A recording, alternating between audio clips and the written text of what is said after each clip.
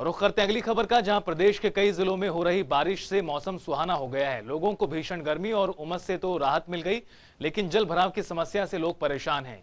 सोनीपत में हुई बारिश के बाद मौसम सुहाना हो गया। साथ ही अगले 2 दिन तक जिले में बारिश का पूर्वानुमान है। वहीं फतेहाबाद में हुई बारिश ने प्रशासन के दावों की पोल खोल दी। भारी बारिश से शहर की सड़कें जलमग्न हो गईं, साथ ही दुकानों में भी बारिश का पानी घुस गया। वहीं रोहतक में भी बारिश से जलभराव हो गया है, जिससे एक बार फिर प्रशासन की कार्यशैली पर सवाल उठ रहे हैं। तो 3 तस्वीरें आपको दिखा रहे हैं। बरसात है और बरसात के बाद जलभराव की क्या स्थिति है वो आप सहज ही अंदाजा लगा सकते हैं। जलभराव है और लोग बेहद परेशान हैं। कुछ घंटों की बारिश के बाद जिस तरह से जो पानी भर जाता है सड़कों पर, वो परेशानी को बढ़ाने का काम करता है।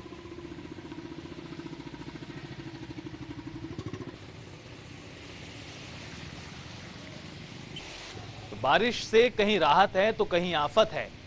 गर्मी से राहत जरूर मिली, लेकिन वही बारिश का पानी जब सड़कों पर भरता है तो वो आफत बन जाता है और कई फीट तक पानी इन तस्वीरों में भी भरा हुआ नजर आ रहा है। जाहिर तौर पर इससे ना सिर्फ लोगों को परेशानी होती है, बल्कि जो रोजमर्रा के काम है वो भी नहीं हो पाते, दुकानें नहीं खुल पाती। इससे लोगों को परेशानी काफी होती है।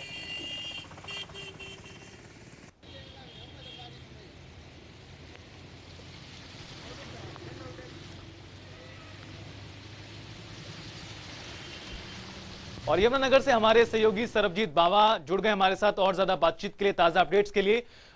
सरबजीत, जिस तरह से बरसात होती है, गर्मी से राहत मिलती है, लेकिन वही बारिश का पानी जब सड़कों पर भरता है तो परेशानी को बढ़ा देता है लोगों की। बिल्कुल नेचुरली जिस तरह से देखा जाए, हालांकि कल भी बारिश थी यमुनानगर में और मात्र 2 घंटे की बरसात ने ही पूरे शहर को जो है चौक करके रख दिया। सीवरेजों के अंदर से पानी जो है सड़कों पर आ गया, लोगों के घरों और प्रतिष्ठानों पर भी आ गया था।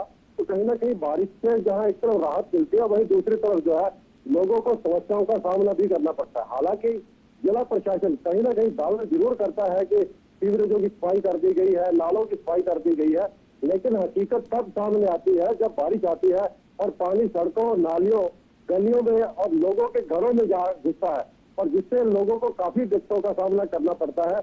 हालांकि अगर बारिश का पानी है तो भी गनीमत, लेकिन सबसे बड़ी बात यह है कि जो गंदा पानी, जो सीवरेज का गंदा पानी लोगों के घरों में चला जाता है, उससे काफी दिक्कतों का सामना करना पड़ता है। जी, साफ तौर पर सरबजीत बने रहिए आप, तो लोगों की परेशानियां जरूर बढ़ जाती हैं। और फतेहाबाद से रमेश हमारे सहयोगी जुड़ गए हैं। रमेश, फतेहाबाद का जिक्र करें तो बरसात वहां भी हुई है, जलभराव की स्थिति वहां भी देखने को मिली।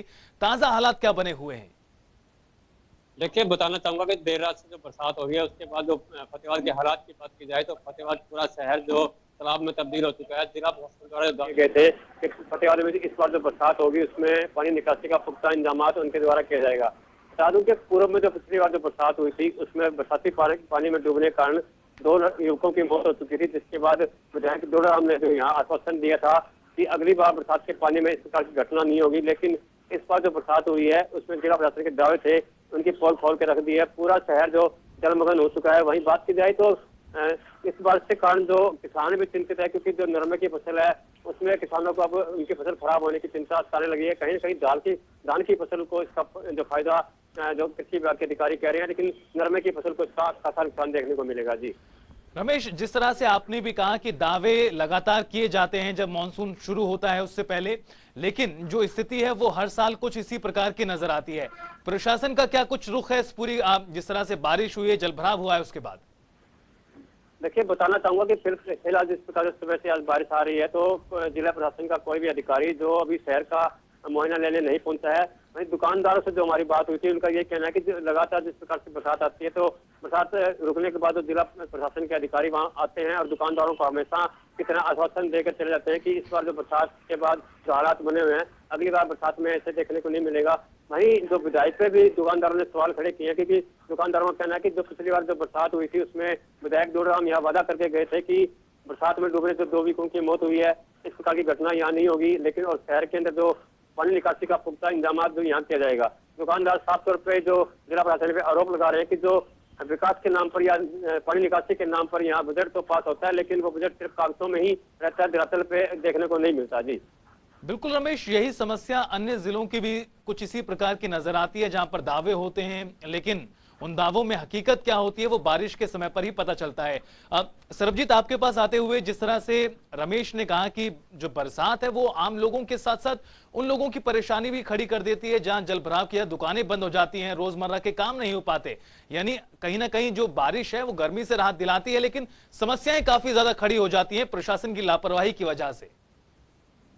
हाँ जी बिल्कुल, जिस तरह से प्रशासन की लापरवाही इसको कहेंगे, क्योंकि प्रशासन, हालांकि यमुनानगर की अगर बात करें तो पिछले दिनों उपायुक्त महोदय ने खुद सड़कों पर और नालों पर खड़े होकर इसकी सफाई करवाई थी। लेकिन सबसे बड़ी बात यह है कि सभी नालों और सभी सीवरेजों के आसपास तो उपायुक्त भी नहीं जा सकते और काम जो है कर्मचारियों ने करना होता है, जल स्वास्थ्य विभाग के अधिकारियों ने करवाना होता है। लेकिन अधिकारी जो है इस ओर से विमुख हो जाते हैं, क्योंकि अगर कोई सीनियर ऑफिसर खड़ा है तो कर्मचारी काम करते हैं, अन्यथा जो है कर्मचारी की लापरवाही का लबादा जो है और लेते हैं, जिसका खमियाजा आम पब्लिक को और जनता को भुगतना पड़ता है और वहीं कई दुकानदारों को भी भुगतना पड़ता है, क्योंकि दुकानों के अंदर जब पानी घुस जाता है तो उनका कहीं ना कहीं कारोबार जो है काफी प्रभावित होता है। जी बिल्कुल सरबजीत, काफी ज्यादा मुश्किलें खड़ी हो जाती हैं जब बरसात इस तरह से आती है। बहुत बहुत शुक्रिया सरबजीत आपका भी और रमेश आपका भी इस तमाम बातचीत के लिए और जानकारी के लिए।